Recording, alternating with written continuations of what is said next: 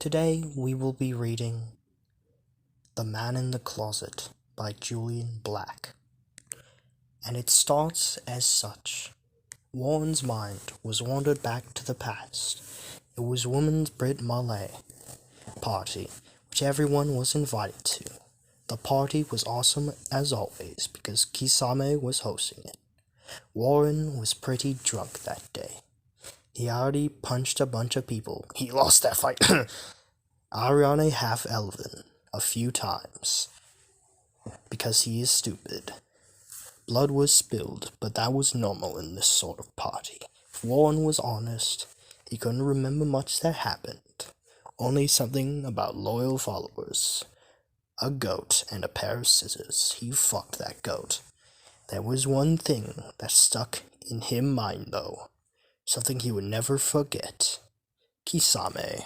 Kisame was wearing an Isaac mask that night. Everyone had come as something as someone else. Isaac was dressed as woman. Woman was dressed as woman. Woman was dressed as Warren. Warren was dressed as Kisame. And Kisame was dressed as a crucifix. Warren was instantly attracted to Kisame in him costume.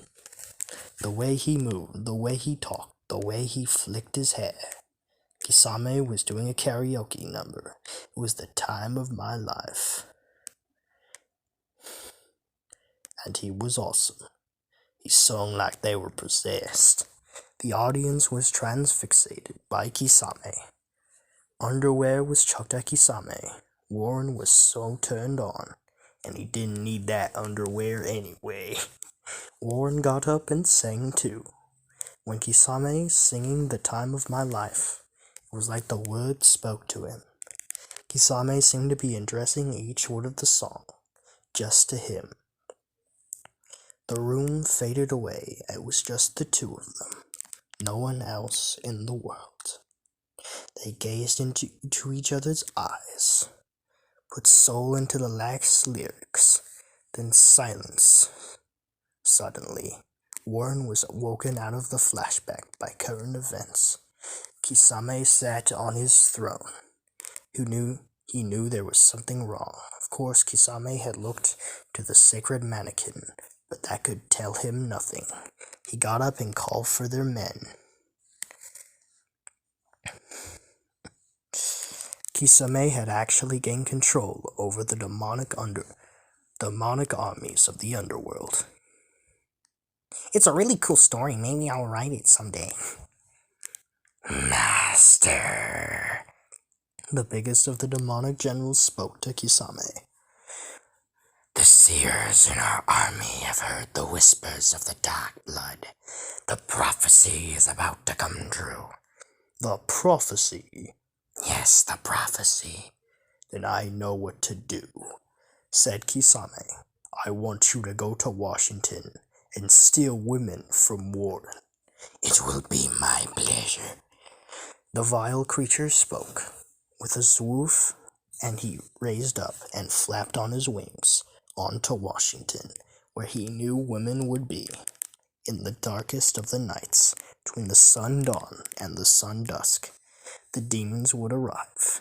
Before women could realize, a large army had amassed before their doorstep.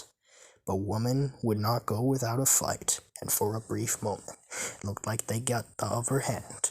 But then the demons used their infernal power, and down women went, captured by the demonic army, all now helpless in the darkest caves underneath.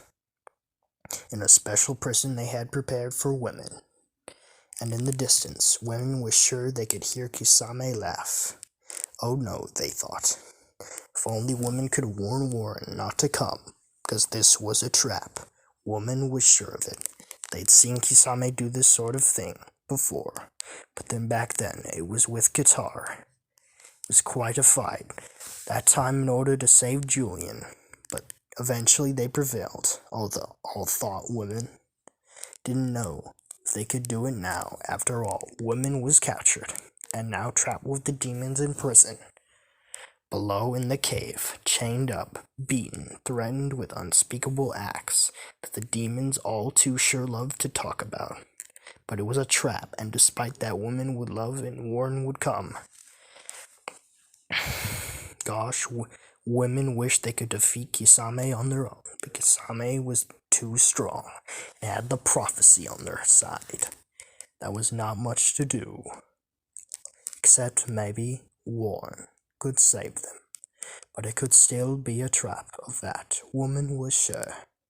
The next time they saw each other, Kisame winked at Warren, remembering what happened in the story. Warren blushed. Some of the others giggled. Did they know? Warren didn't care. And then suddenly Kisame stood behind them. He held an old book in his hand, and the One Piece in the other. I see you finally found me. It will not do you any good. You see, the One Piece is the last component I need in the spell of the demonic demonification. At last I will be one with who I admire most. I will have the true power. The one that has led me all these years, my one true ally. Satan, the devil incarnated. Everyone gasped in horror as they were shocked. Behold, prepare to kneel before me as the world soon will. With that he spoke the evil words, and the ground shook and cracked. The skies opened. Lava flowed everywhere.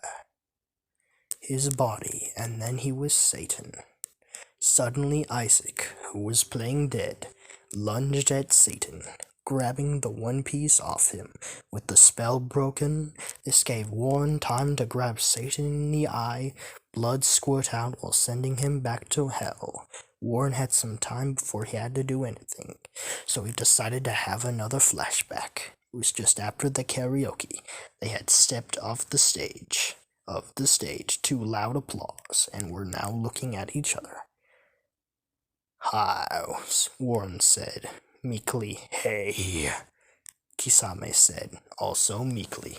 Their confidence from moments ago had evaporated like alcohol. Do you want to, maybe?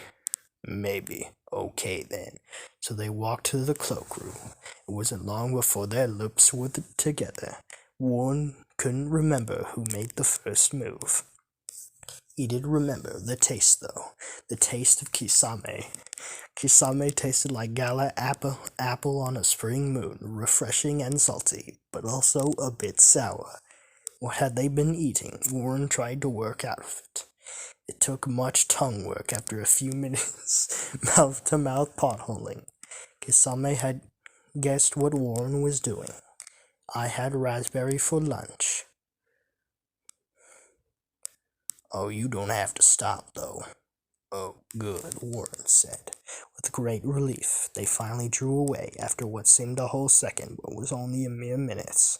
The taste of Kisame's lips and other things still lingered in Warren's mouth as they finally looked upon each other with new eyes. Relieved sighs came from both of them as both embraced Kisame, snuggling against Warren's neck as he snuggled up to Kisame's torso. Kisame went further by clutching Warren with his fingers, pulling at the fabric of his slacks to feel what was underneath. The telltale shape in his leggings stood out between them, especially with the weight it had against Warren's thigh.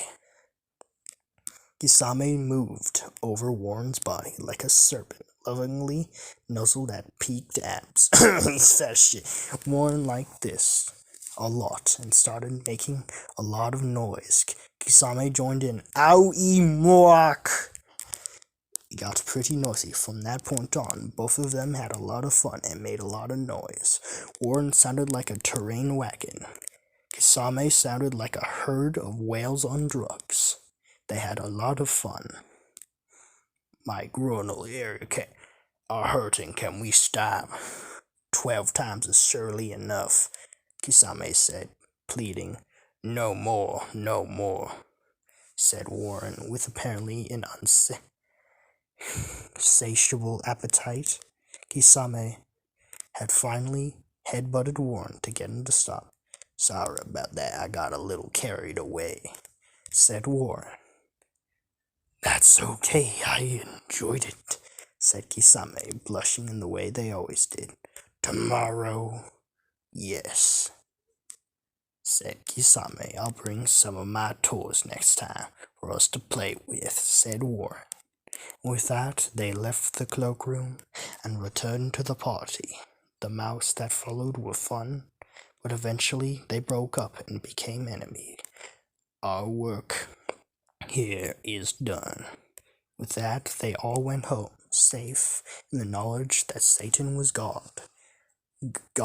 Fuck. Satan was gone, and God was protecting them all along. The end.